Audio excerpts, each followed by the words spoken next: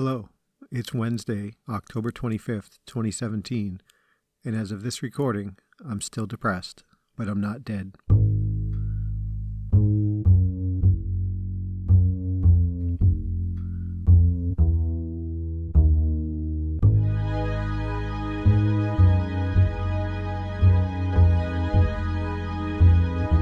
Hey everybody, welcome back. Thank you so much for taking time out of your day to download and listen to the episode.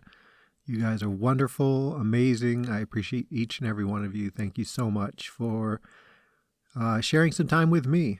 It's just amazing that I can talk into a microphone and somebody wants to listen to it. So, yeah, it's just amazing to me. So thank you.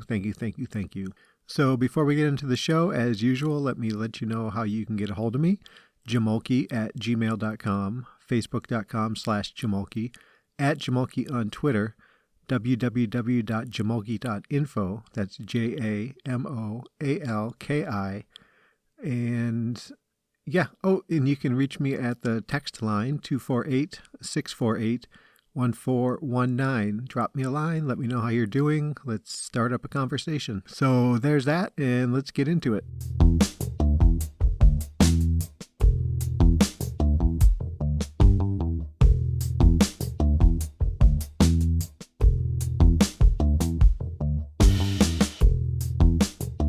So I realized, not when I was editing the show, but sometime after, that I started talking about how Alex wants me to get a friend or make a friend. He thinks that would be beneficial to me to have someone here local who could be my friend. I could be their friend, some kind of shared outlet, something other than just Nora. I think he's out of his mind that Nora is plenty enough for me, but Nora seems to be on board with me having a friend as well. So yeah, I have to figure out how to do that. But I noticed that I brought it up last episode, but didn't talk about it at all. So let me get into that just a little bit. My thoughts on what it'll take for me to make a friend, meet a friend, all that. So, I've mentioned before that I'm not one who has a lot of friends. I'm not one who's ever really had big groups of friends or many friends who I would call close friends. I've never really had that problem where, I've got, who's your best friend? Well, it's, Dave and Bob and Oliver. And no, your best friend. Well, yeah, Dave. No. I never had to choose really between people to say, okay, this person's my best friend out of these six people. So making friends isn't something that I'm very comfortable doing. I think I've mentioned before how I met Scott was that, I thought we were right next to each other sharing locker space, but he said it was in a class. So I believe him. So forced to be in the same gym class, maybe it was, and that was enough for us to become friends. Okay. Dave and I shared a bathroom freshman year at college. So that's how I got to know him. And any other people I've had in my life who I would call friend,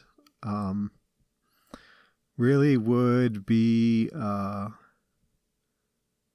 people that I worked with, who I just worked long enough with that we started hanging out. I had one friend, Rob, who we went to the gym together for a little bit. We went on a road trip somewhere once. Can't remember what. I think it was to a basketball game somewhere. We were both Celtics fans, so I think I don't know. Gosh. So all that to say that I'm not really certain how to make a friend. My work is not such that I would make a friend through work. My coworkers, I've not met any of them. We all kind of go out, do our own thing at our own stores. There's not really an occasion to get together and talk face to face. Anybody that I work alongside in the stores. I even if I bumped into just the perfect person to be friends with, I wouldn't do anything with that because that just kind of it feels wrong to be chummy with a client. Actually, I guess not officially my clients, but that's the kind of relationship that it is, and that just doesn't seem hunky dory to me. I don't go to school anymore, so I don't have a class with someone I would meet with shared interest. I don't go to church. I don't do anything like that. So how am I going to make a friend? Is a good question. How am I going to make a friend being the depressed person that I am, the avoidant personality disorder laden man from St. Paul? I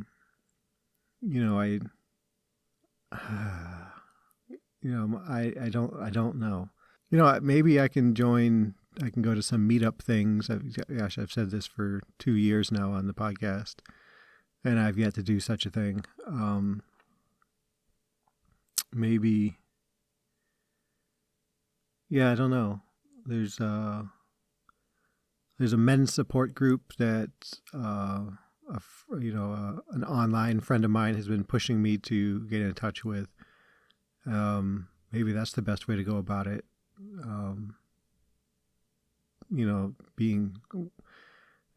Is it though? I mean, do I want my friends to be people who are struggling like me, who we can't kind of feed off, instead of feeding off each other positively, we may end up feed off each other negatively.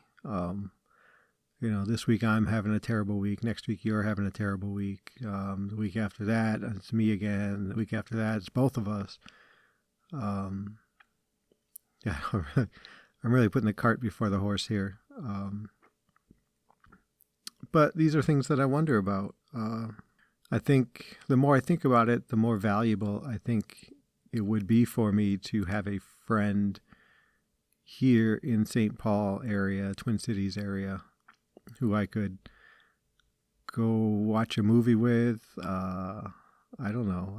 What do friends do? I don't know. It's another thing I don't have. What do I fake interest in doing things to find a friend because I don't know what it is I want to do with my time, and then end up with someone who thinks we have something in common when in fact, no, you know what? I really don't like whatever it was that I was faking having fun doing to spend time with someone. I don't know if this is making sense. I have talked about in previous episodes how I don't know what to do to have fun, what is enjoyable to me. Feels like I've been, dealing with anhedonia for so long that I no longer know what I want to do, and I don't trust my depressed mind enough to think, okay, I did this one time. Maybe that is fun for me, because I don't have that kind of feedback from within for, doing something that causes pleasure. And I don't know. Can you make a friend when you don't know what you want to do to have fun? I guess I could, but I don't want to make a friend and lose a friend because I don't actually have common interest with them. And I don't want to go through a series of situations of failing. I don't think that's, I'm thinking about this too much maybe. What do you guys think? how would you make a friend if you were a 44-year-old man in 2017 who doesn't have a clue what he enjoys doing, and in fact, most things come across as being unenjoyable? So, what would you do? How would you find someone to meet? What would your friendship look like? What would you do for activities? So make a friend. Sounds easy enough, but yeah, really seriously, guys, I'm open to suggestions on your ideas on how to make and meet and keep friends. And I imagine Alex and I didn't talk about it very much, but I imagine, this is slightly more involved than just like a chum who, if I were a drinker, I'd go out, every third Friday night and get drunk and play pool, and then that'd be it. I think, but maybe not. I don't know. I'm going out of my mind here. So yeah, let's put that to the side for a little bit, because I think I may have just confused myself more on the topic. There's something else I wanted to talk about.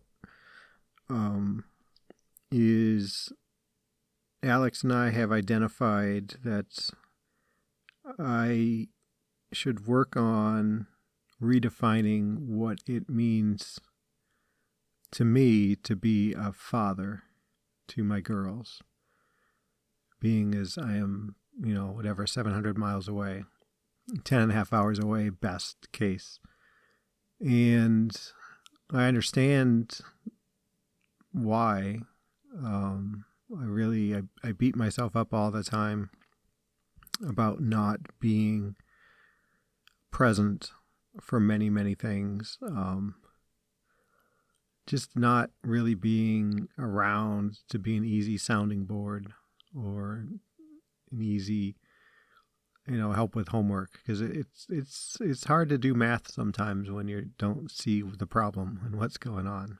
So I need to. We don't. Yeah. So the goal is to redefine my expectations of being a father at a distance, and that's a tricky one for me, because I don't want to be a father at a distance. I don't. I reject the idea that my relationship with my girls and their relationship with me goes the way of every other divorced father who moved away. I'm trying to hold on to something to make it special, but I don't know that I am successful in doing that. How do I come to terms with accepting that I'm not a part of their daily life? How do I accept the fact that I need to have an independent life here, as well as a life that involves them, but less often? And the actuality of it is that, yeah, I only see them maybe every 6 to 8 weeks. And so simple physical location makes it some of that so. But, let me tell you another thing. A bigger problem that I think I'm having with this is that I'm not even good at being an away dad, a divorced dad who lives, 2 states over. I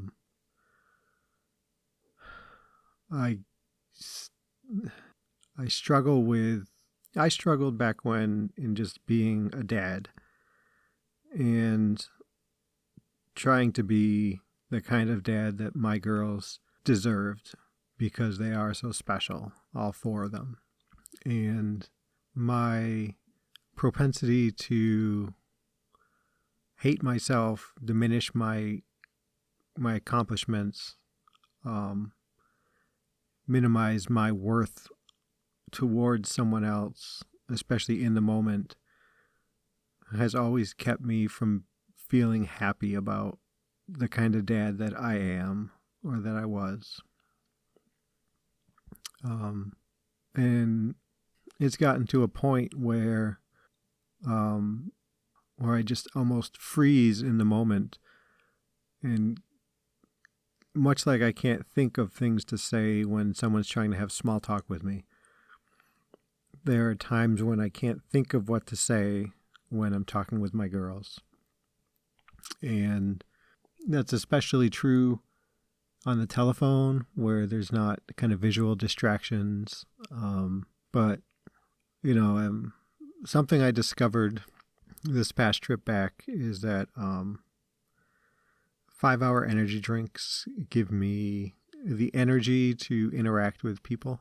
I drank one before I got to my folks' house, and that evening was pretty okay. I drank one before I got to the girls' house the next day, and halfway through the day I did as well, and the next morning as well. And it was, I still didn't know what to say all the time, but I didn't feel as bad about myself while doing it. And I think that made me a little bit more the kind of dad that I want to be. I was more attentive, more involved, and just not as much a pile of dad crap. So what does that mean? What I can't go through life popping 5-hour energy drinks. And why was that successful? I don't know. But that's getting off the course here. Where was I?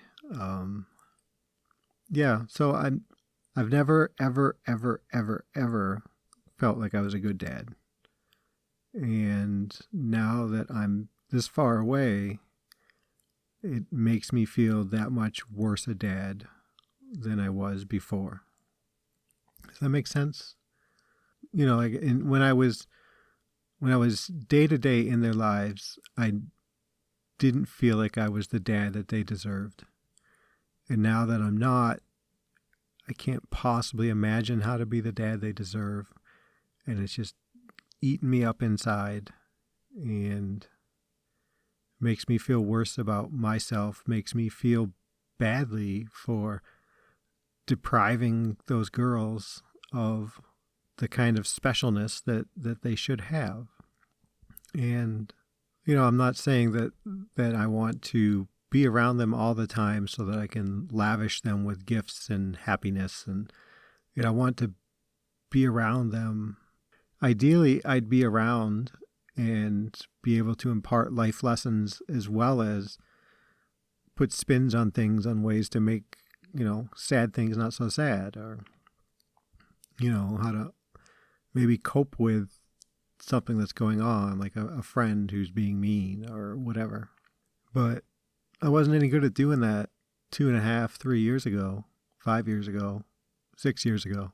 And it's really hard. I don't see how I couldn't do it.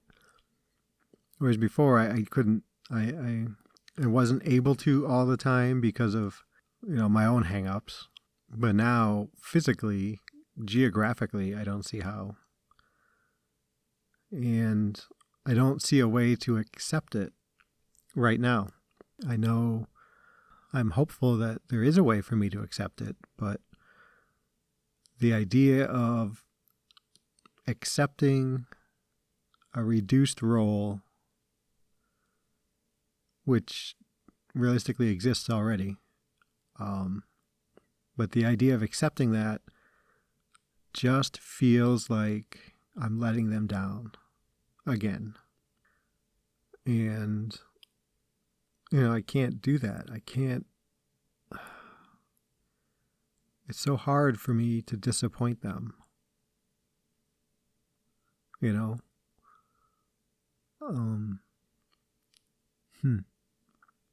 Yeah. I don't know. Send me a message, jamoalki@gmail.com, 248-648-1419. Thanks for listening, everybody. Be safe and be well.